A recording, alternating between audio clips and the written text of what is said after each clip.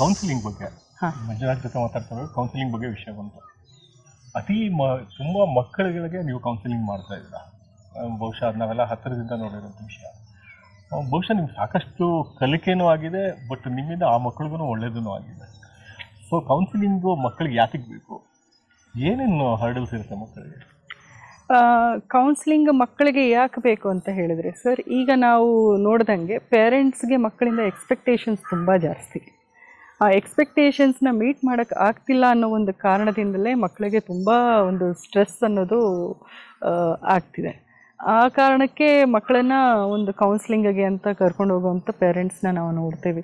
ನಿಜ ಹೇಳಬೇಕು ಅಂದರೆ ನಾವು ತಿಂದಂಥ ಏಟಾಗಿರ್ಬೋದು ನಮ್ಮ ಬಾಲ್ಯಗಳಲ್ಲಿ, ನಮ್ಮಪ್ಪ ಅಂತೀವಿ, ನಮ್ಮ ತಾಯಿ ನಮ್ಮನ್ನ ಒಂದು ತಿದ್ದಿದಂಥ ಒಂದು ರೀತಿ ಆಗಿರ್ಬೋದು, ಅಥವಾ ನಾವುಗಳೆಲ್ಲ ನಮ್ಮ ಬಾಲ್ಯಗಳನ್ನೆಲ್ಲ ನೋಡಿದಾಗ ಆ ಒಂದು ರೀತಿ ಬಾಲ್ಯನ ಈಗ ನಾವು ಮಕ್ಕಳಿಗೆ ಕೊಡೋಕ್ಕಾಗೋದಿಲ್ಲ. ತುಂಬ ಸೊಫಿಸ್ಟಿಕೇಟೆಡ್ ಲೈಫ್ ಸ್ಟೈಲ್ ಆಗೋಗಿದೆ. ಸೊ ಅದಾಗಿ ಸಣ್ಣ ಸಣ್ಣ ವಿಷಯಕ್ಕೂ ಅವರು ಸ್ಟ್ರೆಸ್ ತಗೊಳ್ಳೋ ಅಂಥದ್ದೊಂದು ಪದ್ಧತಿ ರೂಢಿಸ್ಕೊಂಡಿದ್ದಾರೆ. ಒಂದು ಹೋಮ್ವರ್ಕ್ ಹೆಚ್ಚು ಕೊಟ್ಟರೂ ಸ್ಟ್ರೆಸ್ ಆಗುತ್ತೆ ಅವ್ರಿಗೆ. ಒಂದು ಆಟ ಒಂದು ಅರ್ಧ ಗಂಟೆ ಎಕ್ಸ್ಟ್ರಾ ಆಡಿಸಿದ್ರು ಕೂಡ ಅದೊಂದು ಸ್ಟ್ರೆಸ್ ಆಗುವಂಥದ್ದಿದೆ. ಸೊ ಆ ಮಕ್ಕಳಿಗೆ ಕೌನ್ಸಿಲಿಂಗ್ ಬೇಕಾ ಅಂದರೆ ನಾನು ಹೇಳೋದು, ಪೇರೆಂಟ್ಸೇ ಅದನ್ನು, ತಂದೆ ತಾಯಿಗಳೇ ಅದನ್ನು ನಿಭಾಯಿಸೋಕ್ಕೆ ಸಾಧ್ಯ ಆದರೆ ಅದು ಬೆಸ್ಟ್. ಇನ್ನೊಬ್ಬರ ಹತ್ರ ಕರ್ಕೊಂಡು ಹೋಗಿ ಆ ಮಕ್ಕಳನ್ನ ಹೇಳಿಸೋ ಅಂಥದ್ದನ್ನು ರೂಢಿಸ್ಕೊಳ್ಳದೆ ಅಪ್ಪ ಅಮ್ಮನೇ ಅದನ್ನು ಮಕ್ಕಳಿಗೆ ಸರಿ ಮಾಡ್ಕೊಳ್ಳೋ ಅಂಥದ್ದು ಒಂದು ವಾತಾವರಣ ಇದ್ದರೆ ಅದರಷ್ಟು ಬೆಸ್ಟ್ ಇನ್ನೊಂದಿಲ್ಲ sir. So I always look forward that parents should be taking care of there children well in that way. They should understand. ಈಗ ನಮ್ಮ ರೀತಿಲೇ ಇವ್ರದ್ದು ಜೀವನ ಇರುತ್ತೆ, ನಮಗೆ ಸಿಗದಿದ್ದೆಲ್ಲ ಇವರಿಗೆ ಕೊಡಬೇಕು, ನಾವು ಮಾಡಿಲ್ದಿರೋದೆಲ್ಲ ಇವ್ರು ಮಾಡಬೇಕು ಅಂದರೆ ಅದು ಸಾಧ್ಯ ಇಲ್ಲ. ಸೊ ಆ ಮಕ್ಕಳ ಮೇಲೆ ಇಲ್ಸಲ್ಲದ ಸ್ಟ್ರೆಸ್ ನೋಡೋಕ್ಕೆ ಹೋದರೆ. ಸೊ ಅದಾಗಿ ಮಕ್ಕಳಿಗೆ ಅವ್ರಾಗ ಅವ್ರು ಇರೋಕ್ಕೆ ಬಿಟ್ಟು ಅವ್ರ ಇಂಟ್ರೆಸ್ಟ್ ಏನಿದೆ ಅದಕ್ಕೆ ಒಂದು ಸ್ವಲ್ಪ ಸಾಥ್ ಕೊಟ್ಟು, ಕೆಲವು ಮಕ್ಕಳು ತುಂಬ ಚೆನ್ನಾಗಿ ಓದ್ತಾರೆ, ಕೆಲವು ಮಕ್ಕಳಿಗೆ ಅಷ್ಟೇ ಓದೋಕ್ಕೆ ಸಾಧ್ಯ ಆಗುತ್ತೆ. ಒಂದು ಓದೋಕ್ಕಿಂತ ಹೆಚ್ಚಾಗಿ ನಮ್ಮದು ಜೀವನ ಸಹ ಇದೆ ಅನ್ನೋದನ್ನು ಹೇಳ್ಕೊಡ್ಬೇಕಾಗತ್ತೆ. Just not academics, life lessons. ಜೀವನದಲ್ಲಿ ಸೋತಾಗ ಏನು ಮಾಡಬೇಕು, ಒಂದು ಫೇಲ್ಯೂರ್ನ ನೋಡಿದಾಗ ಏನು ಮಾಡಬೇಕು, ಒಂದು ಫಿನಾನ್ಷಿಯಲಿ ನಾವು ಸರಿಯಾಗಿ ನಮ್ಮ ಫಿನಾನ್ಷಿಯಲ್ ಸ್ಟೇಟಸ್ಗಳನ್ನು ನಾವು ಕರೆಕ್ಟಾಗಿ ಇಟ್ಕೊಳ್ಳಿಲ್ಲ ಅಂದರೆ ಏನಾಗುತ್ತೆ, ಅವಾಗ ಏನು ಮಾಡಬೇಕು. ಸೊ ಒಂದು ಸೋಷಿಯಲ್ ಲೈಫ್, ಒಂದು ಯಾರ ಜೊತೆಗೆ ನಾವು ಎಷ್ಟು ಬೆರಿಬೇಕು, ಎಲ್ಲರ ಪಾತ್ರ ನಮ್ಮ ಜೀವನದಲ್ಲಿ ಎಷ್ಟು ಮುಖ್ಯ ಅನ್ನೋದನ್ನು ಮಕ್ಕಳಿಗೆ ನಾವು ಹೇಳ್ಕೊಡ್ಬೇಕೆಂದರೆ ಸೋಷಿಯಲ್ ಸೈನ್ಸಸ್ ತುಂಬ ಮುಖ್ಯ ರಾದರ್ ದ್ಯಾನ್ ಅಕಾಡೆಮಿಕ್ಸ್. ಸೊ ಇದ್ರ ಬಗ್ಗೆ ನಾವು ಆದಷ್ಟು ಕಡಿಮೆ ಒತ್ತು ಕೊಟ್ಟು, ನಾವು ಮ್ಯಾಥ್ಸಲ್ಲಿ ಇಷ್ಟು ಮಾರ್ಕ್ಸ್ ಬರಬೇಕು, ಸೈನ್ಸಲ್ಲಿ ಇಷ್ಟು ಮಾರ್ಕ್ಸ್ ಬರಬೇಕು, ಸೊ ನೀನು IIT ಓದಲೇಬೇಕು, ನೀನು IIM ಸೇರಲೇಬೇಕು ಅಂದರೆ ಆ ಒತ್ತಡ, ಆ ಸ್ಟ್ರೆಸ್ ಅದೊಂದು ಡಿಫ್ರೆಂಟ್ ಲೆವೆಲ್ ಸರ್ ಅದು. ಈಗ ನೀವು ಈಗಾಗಲೇ ಕೌನ್ಸಿಲಿಂಗಲ್ಲಿ ಇಂಥ ವಿಷಯಗಳು ಬಂದಿರುತ್ತೆ. ಒಂದು 2 ವಿಷಯಗಳನ್ನ ನಾವು ಪ್ರಮುಖವಾಗಿ ಗಮನಿಸಬೇಕಾಗುತ್ತೆ. ಮಕ್ಕಳನ್ನ ಕಂಪೇರ್ ಮಾಡೋದು ಇನ್ನೊಂದು ಮಕ್ಕಳ ಜೊತೆ, ಇನ್ನೊಂದು ತಂದೆ ತಾಯಿಗಳು ಮಕ್ಕಳ ಜೊತೆ ಮಾತೇ ಆಡದೇನೆ ತಮ್ಮ ಫೀಲಿಂಗ್ಸ್ ಎಲ್ಲ ಟಿವಿಗಳ ಜೊತೆ ಹಂಚ್ಕೊಳ್ತಾರೆ. ಇದು ಎರಡೂ ಎಷ್ಟು ಮಟ್ಟಿಗೆ ಪ್ರಭಾವ ಇರ್ತದೆ ಮಕ್ಕಳು? ಎರಡೂ ಪ್ರಭಾವನೇ ಸರ್. ನೀವು ಒಂದು ಸಲ ಕಂಪೇರ್ ಮಾಡೋಕ್ಕೆ ಹೋದರೆ, ಈಗ ಮಕ್ಕಳಲ್ಲಿ ಒಂದಿರುತ್ತೆ ಏನಂದರೆ, ಇನ್ನೊಂದು ಮಗುಗೆ ಕಂಪೇರ್ ಮಾಡ್ತಾ ಒಂದು ತಾಯಿ ಹೇಳ್ಬೋದು, ನೀನು ಅವನಂಗೆ ಮಾಡ್ತಿಲ್ಲ ನೋಡು ಅಂತ. ಸೊ ಆ ಮಕ್ಕಳು ತಿರುಗಿಸಿ ಕೆಲವು ಮಕ್ಕಳು ವಾಪಸ್ ಹೇಳ್ಬೋದು, ಈಗಿನ ಜನ್ರೇಷನ್ ಮಕ್ಕಳು ಏನಂತಂದರೆ, ನೀನು ತಾಯಿಯಾಗಿ ಆ ತಾಯಿ ಥರ ಇಲ್ಲ ಅಂತ. ಅದು ಹೇಳೋಕ್ಕಾಗಲ್ಲ ಆ ಮಕ್ಕಳಿಗೆ. So all that what they do is, ಈಗ ನನ್ನ ಕಂಪೇರ್ ಮಾಡ್ತಾ ಇದ್ದಾರೆ ಅಂದರೆ ಆ ಎಕ್ಸ್ಪೆಕ್ಟೇಷನ್ ನಾನು ಸೋಲ್ತಾ ಇದ್ದೀನಿ ಅನ್ನೋದು ಚಿಕ್ಕ ವಯಸ್ಸಿಂದನೇ ಅದು ಬೇರೆ ಊರ್ಬಿಡುತ್ತೆ. ಅದಾದಾಗ ಕಂಪ್ಯಾರಿಸನ್ ಮಾಡಿ ಮಾಡಿ ಮಕ್ಕಳದು ಮನಸ್ಥಿತಿ ಆಗಿರ್ಬೋದು, ಅವ್ರದ್ದೊಂದು ಧೈರ್ಯನ ಕುಗ್ಗಿಸೋವಂಥ ಪ್ರಯತ್ನ ಅದು. ಒಂದು ಪಾಸಿಟಿವ್ ಅಪ್ರೋಚ್, ಪಾಸಿಟಿವ್ ಮಾತುಗಳನ್ನು ನಾವೇನು ಆಡ್ತೀವಿ ಮಕ್ಕಳ ಜೊತೆಗೆ, ಅದು ತುಂಬ ಪ್ರಭಾವ ಬೀರುತ್ತೆ ಅವ್ರ ಮೇಲೆ. ನಾವು ಒಂದು ನೆಗೆಟಿವ್ ಮಾತಾಡಿದ್ರು ಅದು ತುಂಬ ಡೀಪಾಗಿ ಕೂತ್ಕೊಂಡ್ಬಿಡುತ್ತೆ ಅವ್ರದ್ದು ಕೋರ್ ಮೆಮೊರಿಯಲ್ಲಿ. ಅವ್ರ ಕೋರ್ ಮೆಮೊರಿ ಸ್ಟ್ರಾಂಗ್ ಆಗಿರಬೇಕು ಅಂದರೆ ನಾವು ನಮ್ಮ ಮಕ್ಕಳ ಜೊತೆಗೆ ನಾವು ಎಷ್ಟು ಸಾಧ್ಯ ಪಾಸಿಟಿವ್ ಆಗಿ ಮಾತಾಡೋಕ್ಕೋ, ಎಷ್ಟು ನಾವು ಅದನ್ನು ಅಳವಡಿಸ್ಕೊಂಡು ಎಕ್ಸಾಂಪಲ್ ಆಗಿ ಲೀಡ್ ಮಾಡೋಕ್ಕೆ ಸಾಧ್ಯನೋ ಅದೆಲ್ಲ ಮಾಡಲೇಬೇಕು ಸರ್. ಆಗಲೇ ನಮ್ಮ ಮಕ್ಕಳನ್ನ ನಾವು ಒಂದು ಉತ್ತಮ ಪ್ರಜೆಯಾಗಿ ನೋಡಬಲ್ಲರು. ಯಾಕೆಂದರೆ ನಾವೆಲ್ಲ ತುಂಬ ಜನ ಕುಟುಂಬದಲ್ಲಿ ನೋಡ್ತಾ ಇರೋದೇನಂದರೆ, ಮಕ್ಕಳನ್ನ ನಾವು ಅವನಿಗೆ ವೈಟ್ ಕಾಲರ್ಡ್ ಕಲ್ಚರ್ ಕಲಿಸ್ಬೇಕು ಅನ್ನೋದು ಬಿಟ್ಟರೆ ವರ್ಕಿಂಗ್ ಕಲ್ಚರ್ ಕಲಿಸೋದನ್ನ ಮರಿತಾ ಇದೀವಿ ಅಂತ ಅನ್ನಿಸ್ತಾರೆ.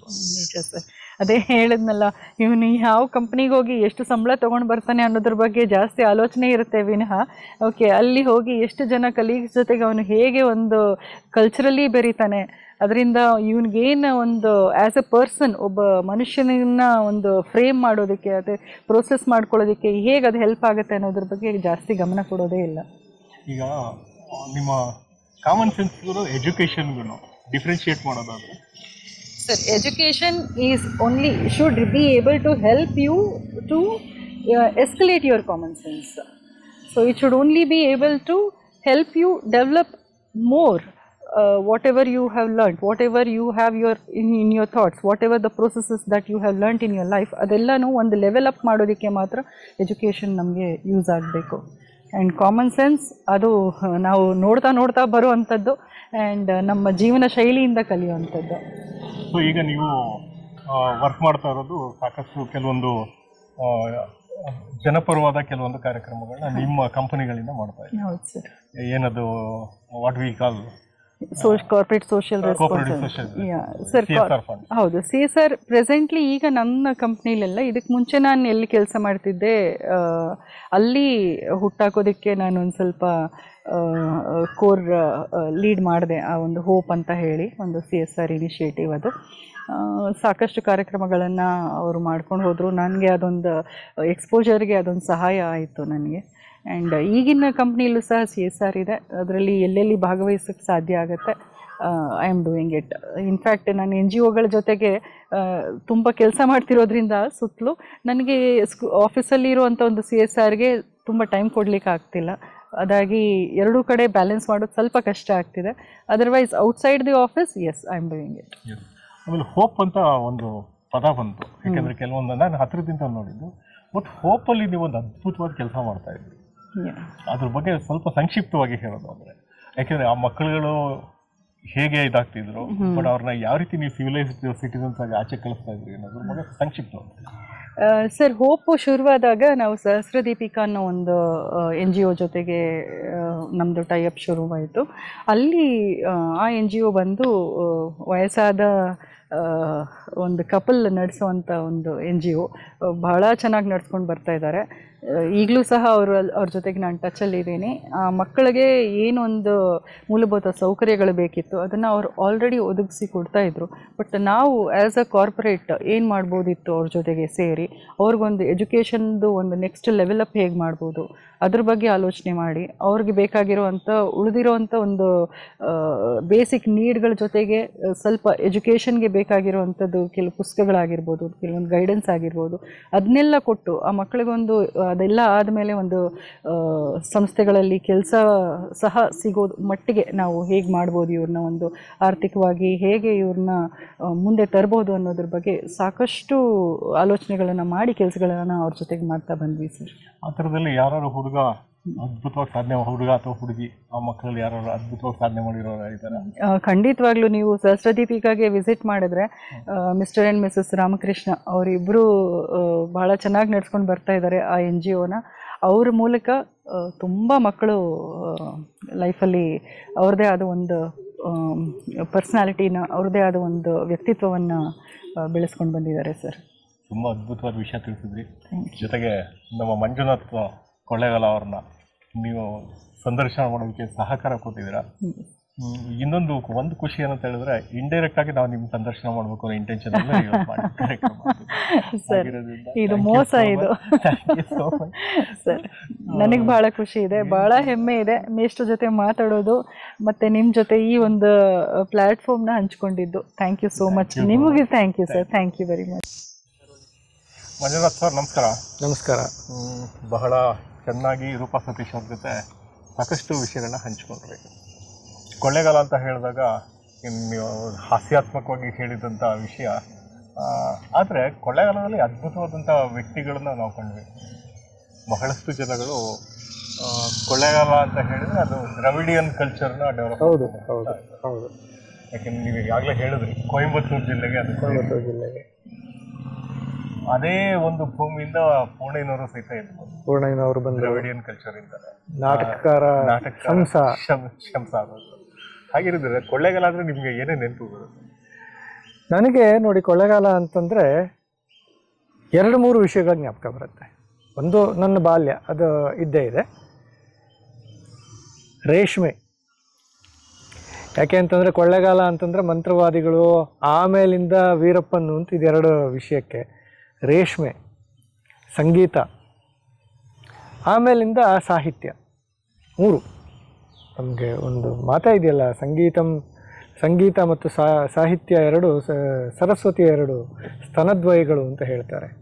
ಅದೆರಡರ ಹಾಲನ್ನು ಉಂಡು ಬೆಳೆಯೋದು ಅನ್ನೋದು ಭಾಳ ದೊಡ್ಡ ವಿಷಯ. ಕೊಳ್ಳೇಗಾಲ ಇದೆರಡೂ ವಿಷಯಗಳಿಗೆ ಆಡುಂಬಲವಾಗಿತ್ತು ಅಂತ ಅನ್ನೋದು ಭಾಳ ಕಾಲದಿಂದಲೂ ಗೊತ್ತಿರೋವಂಥದ್ದೇ. ಸಂಗೀತದಲ್ಲಿ ಬಹಳ ಘಟಾನುಘಟಿಗಳೆಲ್ಲ ಇದ್ದರು ಕೊಳ್ಳೇಗಾಲದಲ್ಲಿ ಅಂತ ಹೇಳ್ತಾರೆ. ಅಂದರೆ ನನ್ನ ಬಾಲ್ಯದಲ್ಲೂ ಕೂಡ ಒಳ್ಳೆ ಸಂಗೀತ ಕಚೇರಿಗಳು ನಡೆಯೋದು. ಆದರೆ ಅದಕ್ಕೆ ಮುಂಚಿನ ಕತೆ ಹೇಗೆ ಅಂದರೆ, ಕೊಳ್ಳೇಗಾಲದಲ್ಲಿ ಸಂಗೀತ ಕಚೇರಿ ಮಾಡೋದಕ್ಕೆ ಹೊರಗಿನಿಂದ ಬಂದ ಸಂಗೀತಗಾರರು ಸ್ವಲ್ಪ ಹೆದರೋರು ಅನ್ನೋ ಮಟ್ಟಿಗೆ. ಅಂದರೆ ಯಾಕೆ ಅಂತಂದರೆ ಅಲ್ಲಿನ ಸಂಗೀತ ವಿದ್ವತ್ತೆ ಆ ಮಟ್ಟಿಗಿತ್ತು ಅಂತಂದ್ಬಿಟ್ಟು. ಹೇಗೆ ರಾಮಮಂದಿರದಲ್ಲಿ ಸಂಗೀತ ಕಚೇರಿ ಆಗೋದಂತೆ, ಮುಂಚೆನೂ ಆಗೋದು. ನಾನು ಬಾಲ್ಯದಲ್ಲೂ ನೋಡಿದ್ದೇನೆ ಬೇಕಾದಷ್ಟು. ಎಷ್ಟು ಕ್ಲೋಸ್ಡ್ ಸೆಟಪ್ ಅಂದರೆ, ಇಷ್ಟೇ ಚಿಕ್ಕ ಹಾಲು, ಇಲ್ಲಿ ಸ್ಟೇಜ್ ಇದೆ ಅಂತಂದರೆ ಇಲ್ಲಿ ನೆಲದ ಮೇಲೆ ಶ್ರೋತೃಗಳೆಲ್ಲ ಕೂತ್ಕೊಳ್ಳೋರು. ಒಂದು 50 ಜನ ಹಿಡಿಯೋದು ಹಾಲ್ನಲ್ಲಿ. ಭಾಳ ಹತ್ತಿರದ ಸೆಟಪ್ಪು. ಊರಿನ ಘಟಾನುಘಟಿಗಳೆಲ್ಲ ಮುಂದುಗಡೆ ಬಂದು ಕೂತ್ಕೊಳ್ಳೋರು.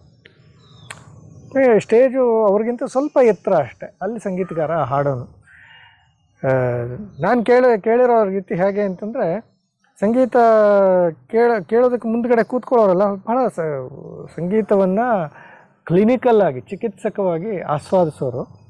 ಏನಾದರೂ ಸಂಗೀತ ಸ್ವಲ್ಪ ಹೆಚ್ಚು ಕಡಿಮೆ ಆಯಿತು ಅಂತಂದರೆ ಅವರೇನು ಅಸಮ್ಮತಿಯನ್ನೇನು ವ್ಯಕ್ತಪಡಿಸ್ತಾ ಇರಲಿಲ್ಲ. ತಮಾಷೆ ಅನ್ಸತ್ತೆ ನಮಗೆ. ಸುಮ್ಮನೆ ಎದ್ದು ಟವಲ್ ಹೊದ್ಕೊಂಡಿರೋರಲ್ಲ, ಟವಲ್ ಕೊಡೋಬಿಟ್ಟು ಎದ್ದು ಹೊಟ್ಟೋಗ್ಬಿಡೋರು ಅಂತಂದ್ಬಿಟ್ಟು. ಅದು ಬಹಳ ದೊಡ್ಡ ಇದಾಯ್ತಲ್ಲ ಸಂಗೀತಗಾರನಿಗೆ. ಅದು ಬಹಳ ದೊಡ್ಡ. ನಾವು ನಮ್ಮ ಬಾಲ್ಯದಲ್ಲಿ ತಮಾಷೆಯಾಗಿ ಮಾತಾಡ್ಕೋತಾ ಇದ್ವಿ, ನೀನು ಸಂಗೀತಕ್ಕೆ ಹೋಗಲ್ವಾ, ಟವಲ್ ಕೊಡೋಬಿಟ್ಟು ಎದ್ದು ಬರ್ತೀಯಾ ಹಾಗೆ ಅಂತ. ಅಂದರೆ ಟವಲ್ ಕೊಡೋಗ್ಬಿಟ್ಟು ಎದ್ದು ಹೋಗ್ಬಿಡೋದು ಅಂತಂದರೆ ಅವ್ನು ಸಂಗೀತಗಾರನಿಗೆ ಅದು ಇನ್ನು ಸಂಗೀತ ಏನು ಲೆಕ್ಕಕ್ಕೆ ಬರ್ತಾ ಇಲ್ಲ ಅಂತ ಅನ್ನೋ ರೀತಿ, ಅಂಥದ್ದು ಆಗ್ಬಿಡೋದು ಅಂತ ಅನ್ನೋ ರೀತಿ. ಆದ್ದರಿಂದ ಸ್ವಲ್ಪ ಹಿಂದೆ ಮುಂದೆ ನೋಡೋರು ಸಂಗೀತಗಾರರು, ಹೊರಗಿಂದ ಬಂದವರು.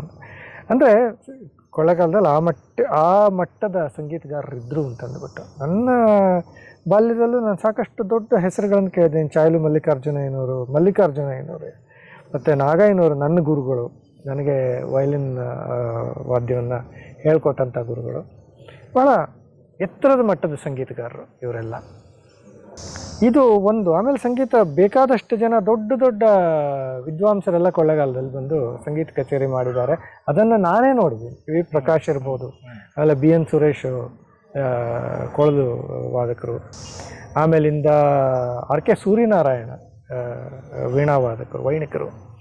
ಇವರ ಸಂಗೀತ ಕಚೇರಿಗಳನ್ನೆಲ್ಲ ನಾನು, ಆಮೇಲೆ ಇನ್ನೊಬ್ಬರು ಸ್ವರಮೂರ್ತಿ ಅಂತ ಬಹಳ ದೊಡ್ಡ ವೈಣಿಕರು, ಅವರು ಸಂಗೀತ ಕಚೇರಿಯನ್ನು ಕೊಳ್ಳೇಗಾಲದಲ್ಲಿ ಮಾಡಿದ್ದು. ಇಂಥ ಸಾಕಷ್ಟು ದೊಡ್ಡ ಸಂಗೀತ ಕಚೇರಿಗಳನ್ನು ನಾನು ಕೊಳ್ಳೇಗಾಲದಲ್ಲಿ ಕೇಳಿದ್ದೀನಿ. ಇನ್ನು ಸಾಹಿತ್ಯಕ್ಕೆ ಬಂದರೆ ಸಂಸ ಬಹಳ ದೊಡ್ಡ ನಾಟಕಕಾರ, ಸಂಸ ಕೊಳ್ಳೇಗಾಲದವರು, ಅಗರಲ್ಲಿದ್ದವರು. ಆಮೇಲೆ ಆಧುನಿಕ ಕಾಲಕ್ಕೆ ಬಂದರೆ ನಮ್ಮ ಕೊಳ್ಳೇಗಾಲ ಶರ್ಮ ಖ್ಯಾತ ವಿಜ್ಞಾನಿ ಮತ್ತು ಅಂಕಣಕಾರರು. ಈ ಥರ ಕೊಳ್ಳೇಗಾಲದ ಹೆಸರಿನ ಜೊತೆ ಸಾಹಿತ್ಯ ಥಳಕ್ಕೆ ಹಾಕ್ಕೊಂಡಿದೆ. ಇದು ನನ್ನ ಕೊಳ್ಳೇಗಾಲ ಅಂತಂದರೆ ನನಗೆ ನೆನಪಾಗುವಂಥದ್ದು. ನಮಗೆ ತಿಳಿದ ಮಟ್ಟಿಗೆ ಮಂಜುನಾಥ ಕೊಳ್ಳೇಗಾಲ ಅವ್ರ ಜೊತೆ ಇತಿಹಾಸನೂ ಅಡಗಿದೆ, ಶಾಸನಗಳು ಅಡಗಿದೆ, ಇತಿಹಾಸಗಳು ಅಡಗಿದೆ, ಆಸಕ್ತಿ. ಅದು ಸಾಕಷ್ಟು ವಿಚಾರಗಳು, ಐತಿಹಾಸಿಕ ವಿಚಾರಗಳು, ಶಾಸನಕ್ಕೆ ಸಂಬಂಧಪಟ್ಟಂಥ ಜ್ಞಾನದ ದೀಪ ಸಾಕಷ್ಟು ಅಡಗಿದೆ. ಸೊ ಇವುಗಳನ್ನ ನೆನಪನ್ನ ಸ್ವಲ್ಪ ಬಿಚ್ಚಿದ್ರೆ ಸಂಕ್ಷಿಪ್ತವಾಗಿ. ನನಗೆ ನೋಡಿ, ಇತಿಹಾಸದಲ್ಲಿ ಆಸಕ್ತಿ ಬಂದಿದ್ದು ಭಾಷೆ ಆಸಕ್ತಿಯಿಂದಲೇ. ಬೇಸಿಕಲಿ ಇತಿಹಾಸದಲ್ಲಿ ಅಂಥ ದೊಡ್ಡ ಇದಕ್ಕೇನಿರಲಿಲ್ಲ. ಸಾಹಿತ್ಯದಲ್ಲಿ ಆಸಕ್ತಿ ಬಂದಮೇಲೆ ಅದರಲ್ಲೂ ಹಳಗನ್ನಡ, ಗ್ರಂಥ ಸಂಪಾದನೆ, ಯಾವ್ಯಾವ ಪಾಠಾಂತರಗಳು ಹೇಗಿತ್ತು, ಇದು ಇಂಥದ್ದೆಲ್ಲ ಬಂದಾಗ ಈ ಹಸ್ತಪ್ರತಿಗಳನ್ನು ನೋಡೋ ಇದರೊಳಗೆ ಆಸಕ್ತಿ ಬಂತು. ಹಾಗೆ ಶಾಸನಗಳಲ್ಲಿ ಇತಿಹಾಸ. ಯಾಕೆಂದರೆ ಸಾಹಿತ್ಯನ ನೀವು ಇತಿಹಾಸದಿಂದ ಬೇರೆ ಇಟ್ಟು ನೋಡೋದಕ್ಕಾಗೋದಿಲ್ಲ. ಸಾಹಿತ್ಯದಲ್ಲಿ ಎಷ್ಟೋ ಐತಿಹಾಸಿಕ ಉಲ್ಲೇಖಗಳು ಬರುತ್ತೆ, ಬೇರೆ ಬೇರೆ ಕವಿಗಳು ಬೇರೆ ಬೇರೆ ರೀತಿ ಅದನ್ನು ಉಲ್ಲೇಖ ಮಾಡಿರುವಂಥದ್ದು ಇರುತ್ತೆ. ಆಮೇಲಿಂದ ಅದಕ್ಕೆ ಸಂಬಂಧಪಟ್ಟಾಗೆ ಶಾಸನಗಳನ್ನು ನೋಡೋದು. ಆದರೆ ನಾನು ಅಷ್ಟು ಹೊರಗಡೆ ಶಾಸನಗಳ ವಿಷಯದಲ್ಲಿ ನಾನು ಫೀಲ್ಡ್ ವರ್ಕ್ ಅನ್ನುವಂಥದ್ದೇನು ಮಾಡಿಲ್ಲ. ಆದರೆ ಶಾಸನಗಳನ್ನು ನೋಡೋದು ನನ್ನ ಆಸಕ್ತಿಯ ಕೆಲಸಗಳಲ್ಲೊಂದು, ಕೊನೆ ಪಕ್ಷ ಎಪಿಗ್ರಾಫಿಯ ಇಟ್ಕೊಂಡು ಈ ರೀತಿ. ಆಮೇಲಿಂದ ನನಗೆ ಶಾಸನಗಳ ವಿಷಯನೇ ಬಂದರೆ ನಿಮ್ಮ ಜೊತೆಗಿನ ಒಂದು ಅನುಭವ ನೆನಪಿಗೆ ಬರುತ್ತೆ. ನಾವು ಯರಗಂಬಳ್ಳಿಯಲ್ಲಿ ಒಂದು ಶಾಸನವನ್ನು ಇದು ಮಾಡಿದ್ವಲ್ಲ, ಅಂದರೆ ರಸ್ತೆ ಬದೀಲಿ ಏನು ಆ ಬಚ್ಚಲಿಗೆ ಒಂದು ಕಲ್ಲಾಗಿದ್ದು ಒಂದು ಶಾಸನ, ಅದು ಇದಕ್ಕೆ ಸಂಬಂಧಪಟ್ಟಿದ್ದು, ಶ್ರೀಪಾದರಾಜ ಮಠಕ್ಕೆ ಸಂಬಂಧಪಟ್ಟಿದ್ದಂಥದ್ದು ಒಂದು ಶಾಸನ. ಅದನ್ನು ನಾವು ವಿ ಅನರ್ಥಡ್ ಇಟ್ ಟುಗೆದರ್. ಈ ಥರ ಸಾಕಷ್ಟು. ಆಮೇಲೆ ಮೊನ್ನೆ ಕುಮಾರ ಬೀಡ್ಗೆ ಹೋಗಿ ನನ್ನ ಮಗನ ಹುಟ್ಟುಹಬ್ಬಕ್ಕೆ ಸಂಬಂಧಪಟ್ಟಾಗೆ ಅವನಿಗೆ ಆ ಶಾಸನ ತೋರಿಸ್ಕೊಂಡು ಬರಬೇಕು ಅಂತಂದ್ಬಿಟ್ಟು, ಮೈಸೂರು ಅನ್ನೋ ಉಲ್ಲೇಖ ಮೊಟ್ಟ ಮೊದಲಿಗೆ ಬಂದಿದ್ದು ಅಂತಂದ್ಬಿಟ್ಟು ಅದನ್ನು ಧರ್ಮೇಂದ್ರ ಅವರು ಬಹಳ ಸೊಗಸಾಗಿ ಅದನ್ನು ಪರಿಚಯ ಮಾಡಿದರು. ಅವರು ಆ ಪರಿಚಯ ಮಾಡಿದ್ರು. ಆಮೇಲಿಂದ ಅದು ಏನಾಯಿತು ಗೊತ್ತಿಲ್ಲ, ಯಾರೂ ಆ ಶಾಸನದ ಬಗ್ಗೆ ಅಷ್ಟೊಂದು ತಲೆ ಕೆಡಿಸ್ಕೊಂಡಾಗಿಲ್ಲ. ನಾವು ಅದನ್ನು ಹುಡ್ಕೊಂಡು ಹೋದಾಗ ಆ ಶಾಸನ ಎಲ್ಲಿದೆ ಅನ್ನೋದು ನಿಜವಾಗ್ಲೂ ಗುರ್ತಿಡಿಯೋಕ್ಕಾಗಲ್ಲ. ಅದು ಯಾವುದೋ ದೇವಸ್ಥಾನದ ಸುತ್ತ ಬಂದು ಆ ಬೇಲಿಯಲ್ಲಿ ಹಾವು ಹಲ್ಲಿ ಎಲ್ಲ ಹರಿಯುವಂಥ ಜಾಗ ಅದು. ಅಲ್ಲಿ ಬಂದರೆ ಆ ಶಾಸನ ಅಂತ ಗೊತ್ತೇ ಆಗದೇ ಇರೋ ರೀತಿ ಬಹಳ ಇನ್ಕಾನ್ಸ್ಪಿಕ್ಯೂಸ್ ಆಗಿ ಅಡಗಿಕೊಂಡಾಗ ಶಾಸನ ಇದೆ. ಅದನ್ನು ಮತ್ತೆ ಅದನ್ನು ತಗೊಂಡು ಓದೋದಾಯಿತು. ಅದೊಂದು ಒಳ್ಳೆಯ ಎಕ್ಸ್ಪೀರಿಯೆನ್ಸು. ಈ ಥರ ಭಾಳ ಚೇತೋಹಾರಿಯಾಗಿರುತ್ತೆ. ಮತ್ತು ನಾವು ಇದಕ್ಕೆ ಹೋದಾಗ ಪ್ರಾಚ್ಯವಸ್ತು ನಿರ್ದೇಶನಾಲಯಕ್ಕೆ ಹೋದಾಗ ಕೆಲವು ಫೋಟೋ ಎಲ್ಲ ತೆಕ್ಕೊಂಡು ಬಂದು ಅದನ್ನು ಅದು ಓದಿರೋ ಅಂಥದ್ದೇ, ಅದು ಎಪಿಗ್ರಾಫಿಯಾದಲ್ಲಿದೆ. ಇಂಥದ್ದೆಲ್ಲ ಇರುತ್ತೆ. ಇದಕ್ಕೆ ಸಂಬಂಧಪಟ್ಟಿದ್ದನ್ನು ಬೇರೆ ಸಾಹಿತ್ಯವನ್ನು ಪರಿಶೀಲಿಸೋದಿರ್ಬೋದು, ಇಂಥದ್ದು ಮಾಡೋದ್ರಲ್ಲಿ ನನಗೆ ಸಾಕಷ್ಟು ಆಸಕ್ತಿ ಇದೆ. ಅದು ಸಾಹಿತ್ಯದ ಆಸಕ್ತಿಗೆ ಅನುಷಂಗಿಕವಾಗಿ, ಅಂದರೆ ಸೆಕೆಂಡ್ರಿ ಆಗಿ ಬಂದಂಥದ್ದು. ನೀವು ಸಾಕಷ್ಟು ವಿಷಯಗಳಲ್ಲಿ ಪರಿಣಿತಿ, ಸಂಗೀತ ಕ್ಷೇತ್ರ, ಸಾಹಿತ್ಯ ಕ್ಷೇತ್ರ, ಹಾಗೆ ತಾಂತ್ರಿಕತೆ, ಎಲ್ಲ ಕ್ಷೇತ್ರದಲ್ಲೂ ನೀವು ಸಾಧನೆಗೆ ನಿಮ್ಮದೇ ಆದಂಥ ಒಂದು ಗಣನೀಯ ಸಾಧನೆಯನ್ನು ಸಲ್ಲಿಸಿದ್ರಿ. ಪರಿಣತಿ ಅಂತಲ್ಲ, ಅದು ಆಸಕ್ತಿ ಅಂತ ಅಷ್ಟೇ. ತಾಂತ್ರಿಕತೆ ಅಂತೂ ಅದು ಅನ್ನದ ವಿಷಯ ತಾನೆ. ಆದ್ರೂ ಏನಾಗುತ್ತೆ, ಯಾವುದೇ ಒಂದು ಕೆಲಸ ಇರಲಿ, ಅದು ನಮ್ಗೆ ಅನ್ನ ಕೊಡ್ತಿದ್ರೆ ಅದು ಮಾಡೋದರಲ್ಲಿ ಶ್ರದ್ಧೆ ಇಟ್ಟು ಮಾಡೋದೇ ಆಗಲಿ ಅಥವಾ ಒಂಥರ ಫೋರ್ಸಿಗೆ ಮಾಡೋದಕ್ಕೂ ಪ್ಯಾಷನ್ ಮಾಡೋದಕ್ಕೂ ವ್ಯತ್ಯಾಸ. ಹೌದು, ಅದನ್ನೇ ಪ್ಯಾಷನ್ ಅಂತ ತಿಳ್ಕೊಂಡ್ಬಿಟ್ಟಾಗ ನಾವು ಆ ಕೆಲಸ ಮಾಡೋದಕ್ಕೆ ಇದಾಗ್ತಾ ಹೋಗುತ್ತೆ. ಸೊ ನಿಮ್ಮ ಇದರಲ್ಲಿ ನಡೆದಿರೋಂಥ ಮರೆಯಲಾರದೆ ಘಟನೆಗಳು ಯಾವ್ದಾದ್ರು ಇದ್ದರೆ ನೋಡಿ. ಮರೆಯಲಾರದ ಘಟನೆಗಳು ಒಂದು 2-3.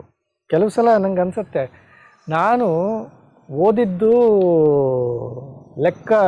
ಲೆಕ್ಕಶಾಸ್ತ್ರ, accountancy. I am basic professionally I am an accountant. ಆದರೆ ನಾನು ಇವತ್ತು ಮಾಡ್ತಾ ಇರೋ ಕೆಲಸ IT-ಲಿ.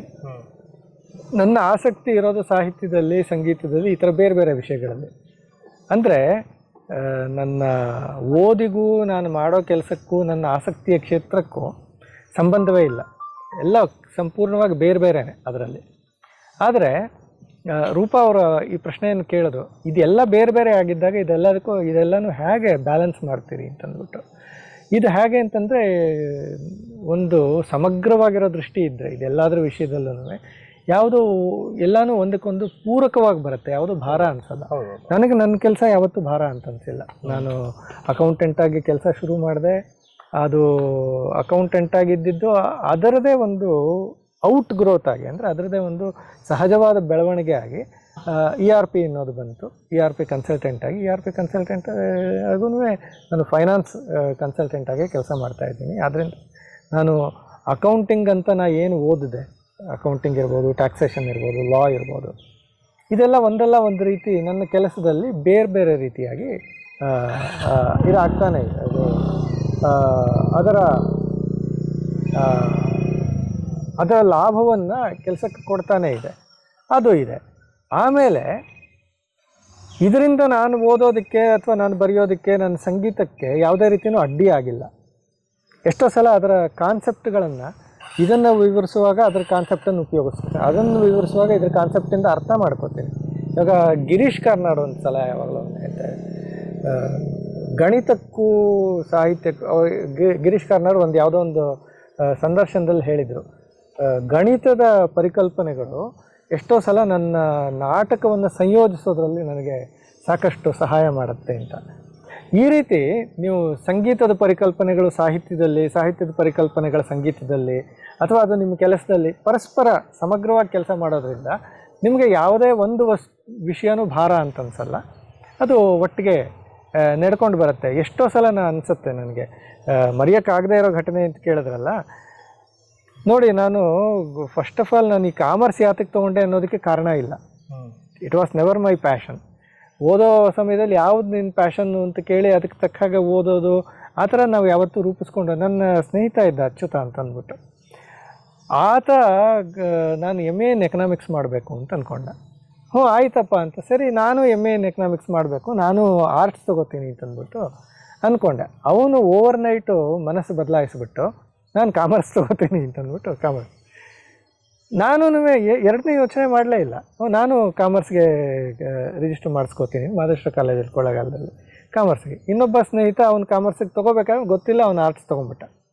ಅಂದರೆ ನೋಡಿ ಎಷ್ಟು ಬೈ ಚಾನ್ಸ್ ನಡೆಯುವಂಥದ್ದು ಎಷ್ಟೋ ಕೆಲಸಗಳು. ನಾನು ಕಾಮರ್ಸ್ ತೊಗೊಂಡಿರಲಿಲ್ಲ ಅಂತಂದಿದ್ದರೆ ಇವತ್ತು ನಾನು ನಿಮ್ಮ ಜೊತೆ ಕೂತ್ಕೊಂಡು ಇಲ್ಲಿ ಮಾತಾಡ್ತಾ ಇರಲಿಲ್ಲ. ಸಂಬಂಧವೇ ಇಲ್ಲ ಎರಡು. ಇವಾಗ ಆ ಕಾಮರ್ಸಿಗೆ ತೊಗೊಂಡಿದ್ದಕ್ಕೂ ಇದಕ್ಕೂ ಏನು ಸಂಬಂಧ? ನೇರ ಸಂಬಂಧ ಇಲ್ಲ. ಆದರೆ ನಮ್ಮ ಘಟನೆಗಳು ಯಾವ್ಯಾವುದೋ ರೀತಿ ನಮ್ಮ ಜೀವನವನ್ನು ರೂಪಿಸ್ಕೊಂಡು ಹೋಗುತ್ತೆ. ನಾನು ಅವತ್ತು ನೋಡಿ ಕಾಮರ್ಸ್ ತೊಗೊಂಡಿರಲಿಲ್ಲ ಅಂತಂದರೆ CA ಮಾಡ್ತಾ ಇರಲಿಲ್ಲ, CA ಮಾಡ್ತಾ ಇರಲಿಲ್ಲ ಅಂದರೆ ಬೆಂಗಳೂರಿಗೆ ಬರ್ತಾ ಇರಲಿಲ್ಲ, ಬೆಂಗಳೂರಿಗೆ ಬರದೇ ಇದ್ದಿದ್ದರೆ ನಾನು ಆ ಕಂಪ್ನಿಗಳಲ್ಲೆಲ್ಲ ಕೆಲಸ ಮಾಡ್ತಾ ಇರಲಿಲ್ಲ, ಮಾಡದೇ ಇದ್ದರೆ ಮೈಸೂರಿಗೆ ಬರ್ತಾ ಇರಲಿಲ್ಲ, ಮೈಸೂರಿಗೆ ಬರದೇ ಇದ್ದಿದ್ದರೆ ನಾನು ನಿಮ್ಮ ಪರಿಚಯ ಆಗ್ತಾ ಇರಲಿಲ್ಲ, ಇವತ್ತು ಕೂತ್ಕೊಂಡು ನಾವು ಮಾತಾಡ್ತಾ ಇರಲಿಲ್ಲ. ಅಂದರೆ ಡೆಸ್ಟಿನಿ ಅನ್ನೋದು ಯಾವ ರೀತಿ ಘಟನೆಗಳನ್ನು ರೂಪಿಸ್ಕೊಂಡು ಹೋಗುತ್ತೆ ನೋಡಿ. ಅಂಥದ್ದು ಬೇಕಾದಷ್ಟು ಘಟನೆಗಳು ಸೇರಿ ಇವತ್ತಿನ ಘಟನೆಗೆ ಕಾರಣ ಆಗಿದೆ. ನಿಮಗೆ ಹಲವಾರು ಸಾಹಿತ್ಯ ದಿಗ್ಗಜಗಳ ಪರಿಚಯ ಇದ್ದಾರೆ. ಅದ್ರಲ್ಲಿ TVL ಶಾಸ್ತ್ರಿಗಳು ಒಬ್ಬರು, ವೆಂಕಟಾಚಲ ಶಾಸ್ತ್ರಿ. ಹೌದು. ಸೊ ವೆಂಕಟಾಚಲ ಶಾಸ್ತ್ರಿಗಳು ನಿಮ್ಮ ಇದ್ರ ಜೊತೆಗೆ ಅವ್ರದ್ದು ಕಾನಕನಹಳ್ಳಿ ಎಂಬ ಕನಕಪುರ ಹೌದು ಅಂತ ಒಂದು ಪುಸ್ತಕ ಬಂತು. ಆ ಪುಸ್ತಕದಲ್ಲಿ ನಿಮ್ಮ ಕೊಡುಗೆನೂ ಸಹಿತ ಇದೆ. ನಿಮ್ಮ ಕೊಡುಗೆನೂ ಇದೆ. ಅದನ್ನು ಅವರು ಬಹಳ ಪ್ರಾಂಜಲವಾಗಿ ಅದನ್ನು ಅಕ್ನಾಲೆಡ್ಜ್ ಕೂಡ ಮಾಡಿದ್ದಾರೆ ಅವರ ಪುಸ್ತಕದಲ್ಲಿ, ಮುಂದೆ ಪರಿಷ್ಕೃತ ಆವೃತ್ತಿಯಲ್ಲಿ. ವೆಂಕಟಾಚಲ ಶಾಸ್ತ್ರಿಗಳ ಒಡನಾಟ ನನಗೆ ಬಹಳ ದೊಡ್ಡದು, ಸೋ ಟು ಸೇ.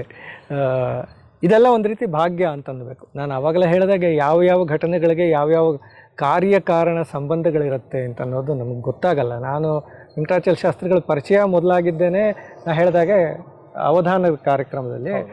ಆರ್ ಗಣೇಶರ ಪರಿಚಯ ಆಗದೆ ಇದ್ದರೆ ಅದಾಗ್ತಾ ಇತ್ತಾ? ಇಲ್ಲ. ಅವ್ರ ಪರಿಚಯ ಹೇಗಾಯಿತು ಅದು ಬೇರೆ. ಈ ರೀತಿ ಯಾವ್ಯಾವುದೋ ಘಟನೆಗಳು ಒಂದು ಇನ್ನೊಂದನ್ನು ರೂಪಿಸ್ಕೊಂಡು ಹೋಗೋಂಥದ್ದು. ಆಮೇಲೆ ನಮಗೆ ಮತ್ತೆ ವೆಂಕಟಾಚಲ ಶಾಸ್ತ್ರಿಗಳ ಪರಿಚಯ ಆಗಿದ್ದು ನಾವು ಪದಾರ್ಥ ಚಿಂತಾಮಣಿ ಕಾರ್ಯಕ್ರಮಕ್ಕೆ ಮತ್ತೆ ಅವರನ್ನು ಕರ್ಕೊಂಬಂದಾಗ, ಅದು 2 ಘಟನೆಗಳಾದ ಮೇಲೆ ನನಗೆ ಸ್ವಲ್ಪ ಹೆಚ್ಚು ಒಡನಾಟ ಬಂತು. ಆಮೇಲಿಂದ ಅವರು ನನ್ನನ್ನು ಅಷ್ಟೇ ಪ್ರೀತಿಯಿಂದ ಬರಮಾಡಿಕೊಂಡ್ರು ಅನ್ನೋದು ಮುಖ್ಯ. ಇವತ್ತಿಗೂ ಯಾವುದೇ ಸಾಹಿತ್ಯಕ್ಕೆ ಸಂಬಂಧಪಟ್ಟಿದ್ದ ವಿಷಯದಲ್ಲಿ ಅಥವಾ ಭಾಷೆಗೆ ಸಂಬಂಧಪಟ್ಟ ವಿಷಯದಲ್ಲಿರ್ಬೋದು, ಅಥವಾ ಸಾಹಿತ್ಯದ ಕೆಲವು ಸಮಸ್ಯೆಗಳಿರ್ಬೋದು, ಅಥವಾ ಸಂಶೋಧನೆಗೆ ಸಂಬಂಧಪಟ್ಟ ಸಮಸ್ಯೆಗಳಿರ್ಬೋದು, ಇದಕ್ಕೆ ನಾನು ಅವರಿಗೆ ಫೋನ್ ಮಾಡಿದ್ರೆ ನಾನು ಯೋಚನೆ ಮಾಡಲ್ಲ.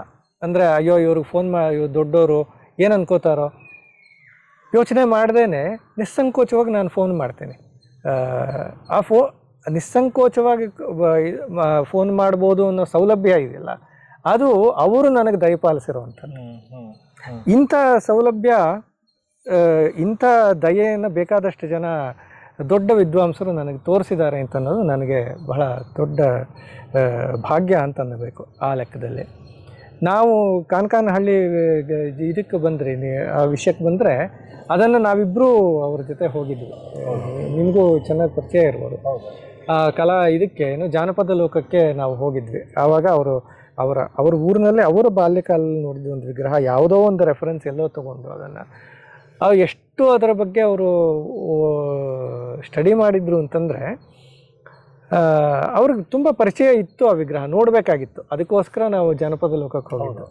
ಅದು ಸಿಕ್ಕಿದಾಗ ಅವ್ರಿಗೆ ಇದೇನೆ ಅಂತಂದ್ಬಿಟ್ಟು ಅವರು ಎಲ್ಲ ಬಹಳ ಪರಿಚಯ ಇರೋ ಸ್ನೇಹಿತನನ್ನು ಕಂಡಷ್ಟು ಸಂತೋಷವಾಗಿ ಅವರು ಅದನ್ನು ಇದು ಮಾಡಿದ್ರು. ಆಮೇಲೆ ಇನ್ಯಾವುದೋ ಒಂದು ಶಾಸನ, ತೋರಣದ ಮೇಲಿರೋ ಶಾಸನ ನೋಡಬೇಕು, ವಿ ಹ್ಯಾಡ್ ಟು ಅಫಿಷಿಯೇಟ್ ಇಟ್.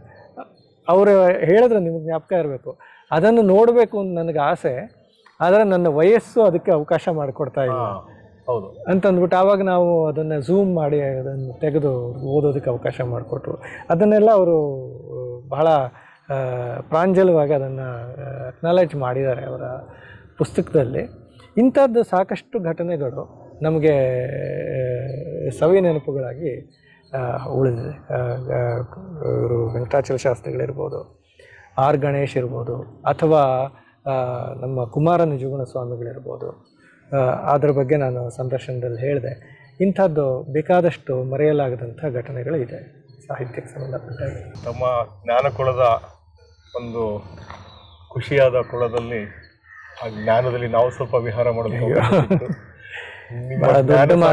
ಒಂದು ಸ್ಪೂನ್ ಅಷ್ಟೇ ನಾವು ತಗೊಳಕ್ ಸಾಧ್ಯ ಆಗಿದೆ. ನನ್ನ ಹತ್ರ ಇರೋದೇ ಒಂದು ಸ್ಪೂನ್ ಅಷ್ಟು ಅವಕಾಶ ಇಲ್ಲದೆ ಇರೋದ್ರಿಂದ ಈಗಾಗಲೇ ಸಾಕಷ್ಟು ಕಾರ್ಯಗಳಿಗೆ ನೀವು ತೆರಳಬೇಕಾಗಿರೋದ್ರಿಂದ ಗೌರವಪೂರ್ವಕವಾಗಿ ನಿಮಗೆ ಕೃತಜ್ಞತೆಗಳು. ಮಾನಸ್ ಸ್ಪೈಸ್ ಚಾನಲ್ಗೆ ಬಂದು ನೀವು ನಿಮ್ಮ ಎಲ್ಲ ವಿಷಯಗಳನ್ನ ನಮ್ಮ ಜೊತೆ ಹಂಚಿಕೊಂಡಿದ್ದಕ್ಕೆ ನಿಮಗೆ ಚಿರಋಣಿಯಾಗಿರ್ತೀವಿ. ನನಗೂ ಬಹಳ ಸಂತೋಷ ಆಯಿತು ನಿಮ್ಮ ಜೊತೆ ಮಾತಾಡಿದ್ದು. ಧನ್ಯವಾದ.